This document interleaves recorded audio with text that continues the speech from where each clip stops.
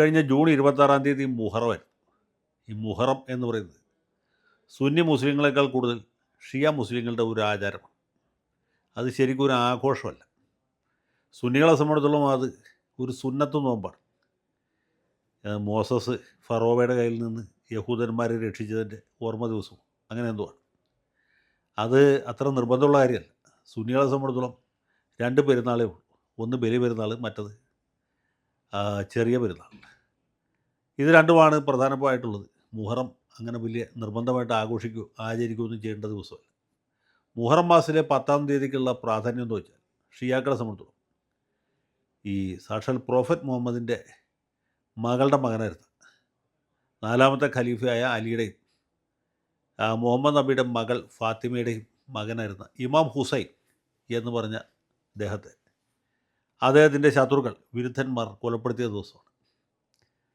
അതാണ് ഇവർ വലിയ ഒരു ദുഃഖാചരണമായിട്ട് ഇപ്പോഴും ആചരിച്ചുകൊണ്ടിരിക്കുന്നത്. നമ്മുടെ നാട്ടിൽ ഈ ഷിയ മുസ്ലിങ്ങൾ തീരെ കുറവാണ്, ഇല്ലയെന്ന് തന്നെ പറയാം. നമ്മുടെ ഇന്ത്യ വിഷനിലുണ്ടായിരുന്ന PT നാസർ ഇപ്പോൾ അവകാശപ്പെടുന്ന പുള്ളി ഷിയ മുസ്ലിമാണെന്ന് എനിക്ക് അറിഞ്ഞൂടാ. ഏതായാലും ഷിയാക്കൾ കേരളത്തിൽ തീരെ ഇല്ല എന്ന് തന്നെ പറയാം. മദ്രാസിൽ കുറച്ചുണ്ട്, ഹൈദരാബാദിൽ സാമാന്യമായിട്ടുണ്ട്, ലഖ്നൗവിൽ നല്ലോണമുണ്ട്, ഡൽഹിയിലുണ്ട്, വടക്കേ ഇന്ത്യയിലെ പല നഗരങ്ങളിലുമുണ്ട്. പാകിസ്ഥാനിൽ ഏതാണ്ട് 10% ഉണ്ട്. ഇറാനിൽ ബഹുഭൂരിപക്ഷം ഷിയാക്കളാണ്. ബഹ്റൈനിലും അവരാണ് കൂടുതൽ. ഇറാഖിലും വലിയൊരു ജനസംഖ്യ ഷിയാക്കളായിട്ടുണ്ട്. ഇവരൊക്കെ ഇത് നെഞ്ചത്തടിച്ചും പുറത്ത് ചമ്മട്ടി കൊണ്ട് അടിച്ചുമൊക്കെയാണ് ആചരിക്കുന്നത്. വിലാപ ദിവസമാണ്. ഹുസൈൻ്റെ രക്തസാക്ഷിത്വത്തെ ഇവരനുസ്മരിക്കുന്നു. ഏതുപോലെ വെച്ചാൽ ക്രിസ്ത്യാനികൾ ദുഃഖവെള്ളിയാഴ്ച, പെസഹ വ്യാഴമൊക്കെ ആചരിക്കുന്ന പോലെയാണ് ഷിയാക്കൾ ഈ മുഹറം ആചരിക്കുന്നത്. അതൊരു ആഘോഷമല്ല, ഒരു ആചാരമാണ്, ദുഃഖാചരണമാണ്. അപ്പോൾ ഈ സംഗതി വടക്കേ ഇന്ത്യയിൽ, മഹാരാഷ്ട്രയിൽ ഇങ്ങനെ മുഹറം ഘോഷയാത്രയ്ക്കിടയിൽ മുസ്ലിം നാമധാരിയായ ഒരാൾ വിഷഗുളിക വിതരണം ചെയ്തു എന്നൊരു വാർത്ത നമ്മുടെ ഇംഗ്ലീഷ് ചാനലുകളൊക്കെ കണ്ടു. ഞാനത് വിശ്വസിച്ചില്ല. കാരണം ഇംഗ്ലീഷ് ചാനലുകൾ പലതും സംഘപരിവാറിന് വിടുപണി ചെയ്യുന്നവയാണ്, RSS ചിന്താഗതി വെച്ച് പുലർത്തുന്നവരാണ്, മുസ്ലിങ്ങളോട് വിദ്വേഷം പ്രചരിപ്പിക്കുന്നവയാണ് എന്നുള്ളതുകൊണ്ട് നമുക്കത് ഒരിക്കലും മുഖവിലയ്ക്ക് എടുക്കാൻ പറ്റിയില്ല. പക്ഷേ കഴിഞ്ഞ ദിവസം മലയാള പത്രങ്ങളിലുമൊക്കെ ഈ വാർത്ത ഉണ്ടായിരുന്നു.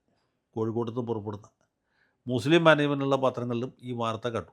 അപ്പോൾ പിന്നെ അത് വിശ്വസിക്കല്ലാതെ വേറെ മാർഗ്ഗമില്ലാത്ത അവസ്ഥയിലെത്തി. പുനെ സ്വദേശിയായിട്ടുള്ള ഫയാസ് പ്രേംജി എന്ന് പറഞ്ഞ ഒരു വിദ്വാനാണ് ഏതാണ്ട് 15,000-ഓളം വിഷഗുളികകൾ ഈ ഘോഷയാത്രയിൽ പങ്കെടുക്കുന്ന ആളുകൾക്ക് വിതരണം ചെയ്യാൻ വേണ്ടി കൊണ്ടുവരികയും ചെയ്തു.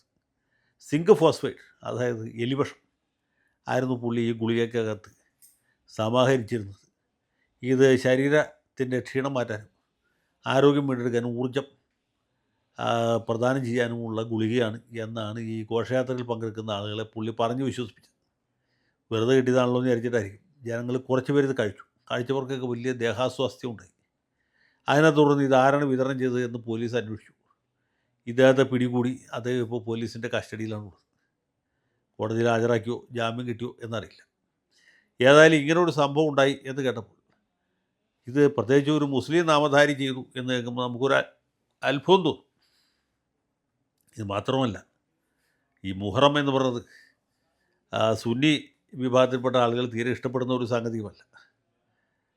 പണ്ട് ഔറംഗസീബിൻ്റെ സമയത്ത് ഗുജറാത്തിലെ ഗവർണർ മുഹറം ആചരിച്ചു. അതിനെ തുടർന്ന് അദ്ദേഹത്തെ സർക്കാർ സർവീസിൽ പിരിച്ചുവിട്ടു എന്ന് ഞാൻ കോളേജിൽ പഠിക്കുന്ന കാലത്ത് വായിച്ചിട്ടുണ്ട്, പാഠപുസ്തകത്തിലുണ്ട്. അപ്പോൾ ഇത് പൊതുവേ ആളുകൾ ഇഷ്ടപ്പെടുന്ന അല്ലെങ്കിൽ സുന്നികൾ താല്പര്യപ്പെടുന്ന ഒരു സാധനം. മാത്രമല്ല, ഷിയാക്കളും സുന്നികളും തമ്മിൽ വലിയ വിദ്വേഷമാണ് പാകിസ്ഥാനിലും വടക്കേ ഇന്ത്യയിലൊക്കെ ഉള്ളത്. ഈ ഷിയാക്കളുടെ പള്ളിയിലാണ് റമളാൻ നോമ്പിൻ്റെ സമയത്ത് ചാബർ ബോംബുകൾ പൊട്ടിത്തെറിക്കുന്നത്. ഒന്ന് ഷിയാക്കളുടെയും മറ്റത് അഹമ്മദിയാക്കൾ എന്ന് പറയുന്ന ഈ കാദിയാനി വിഭാഗത്തിൽപ്പെട്ട ആളുകളുടെയും ദേവാലയങ്ങളിലാണ്. അതുപോലെ എന്തെങ്കിലും അതിക്രമമായിരിക്കും എന്ന് സംശയിച്ചു. പക്ഷേ കഴിഞ്ഞ ദിവസം ഈ സുപ്രഭാതം പത്രം വായിച്ചപ്പോഴാണ് എനിക്കതിൻ്റെ ഹിക്മത്ത് മനസ്സിലായത്. ഈ വിഷഗുളിക വിതരണം ചെയ്തയാൾ ഇസ്ലാം മതം ഉപേക്ഷിച്ച ഒരു എക്സ് മുസ്ലിമാണ്. നമ്മുടെ മലയാളത്തിൽ ഇവർ യമുക്കൾ എന്ന് പറയും. ഒരു യമുവാണ് ഈ വിഷഗുളിക വിതരണം ചെയ്തത് എന്നാണ്. സത്യം പറഞ്ഞാൽ ഈ തീവ്ര മതവിശ്വാസികളെക്കാൾ അപകടകാരികളാണ് മതം ഉപേക്ഷിച്ചവർ എന്നാണ് നമ്മൾ മനസ്സിലാക്കേണ്ടത്. ഇവിടെ ആരിഫ് ഹുസൈനെ പോലുള്ള ആളുകളെ കണ്ടുള്ളൂ, ലിയാഖത്ത് അലി അല്ലെങ്കിൽ ജബ്ബാർ മാഷ്, ഇവരെയൊക്കെയാണ് നമ്മൾ പേടിക്കേണ്ടത്. അവർ വല്ല മുട്ടായിയോ ബിസ്ക്കറ്റ് എന്തെങ്കിലും തരണമെങ്കിൽ ആരും കഴിക്കരുത്. ഞാൻ അത് പറയാൻ വേണ്ടിയിട്ടാണ് ഈ വീഡിയോ ചെയ്യുന്നത്. എക്സ് മുസ്ലിങ്ങളുടെ കയ്യിൽ നിന്ന് ആരും പച്ചവെള്ളം മേടിച്ച് കുടിക്കരുത്. അവരുടെ കയ്യിൽ നിന്ന് ആഹാര പദാർത്ഥങ്ങൾ വാങ്ങി കഴിക്കരുത്. അവർ തരുന്നതിൽ എലിവിഷം തന്നെ ആയിക്കൊള്ളുന്നില്ല, പൊട്ടാസ്യം സയനൈഡ് ആകാൻ പോലും സാധ്യതയുണ്ട്. അതുകൊണ്ട് ജീവന് കൊതിയുള്ളവർ ജാഗ്രത പാലിക്കുക. നിങ്ങൾ ഏത് ജാതിക്കാരനായിക്കോട്ടെ, ഏത് മതക്കാരനായിക്കോട്ടെ, ഏത് രാഷ്ട്രീയ പാർട്ടിക്കാരനായിക്കോട്ടെ, ഈ യമുക്കൾ അഥവാ എക്സ് മുസ്ലിങ്ങൾ എന്ന് പറഞ്ഞ വിഭാഗത്തിൽപ്പെടുന്നവർ ശരിക്കും പേടിക്കണം. അവരെ കാണുമ്പോൾ വഴിമാറി നടക്കണം. അവരെ മുഖത്ത് നോക്കി ചിരിക്കുകയാണെങ്കിൽ അങ്ങോട്ട് തിരിച്ച് ചിരിക്കരുത്. അവർ കൈ ഉയർത്തി അഭിവാദ്യം ചെയ്യണമെങ്കിൽ നിങ്ങൾ കാണാത്ത പോലെ നടക്കണം. അവരെന്തെങ്കിലും തരികയാണെങ്കിൽ ഒരു കാരണവശാലും വാങ്ങിച്ച് കഴിക്കരുത്. ഇനി ഇത് വാങ്ങിച്ചേ തീരൂ എന്ന അവസ്ഥയാണെങ്കിൽ അത് വാങ്ങിച്ച് പോക്കറ്റിലിടുക. അവർ തിന്നാൻ നിർബന്ധിക്കുകയാണെങ്കിൽ ഇവർ കാണാതെ അത് വലിച്ചെറിഞ്ഞ് കളയുക. കാരണം മൂർഖൻ പാമ്പിനെ വിശ്വസിച്ചാലും എക്സ് മുസ്ലിങ്ങളെ വിശ്വസിക്കരുത്. ഏറ്റവും കുറഞ്ഞത് സുപ്രഭാതം വായിക്കുന്ന നല്ലവരായ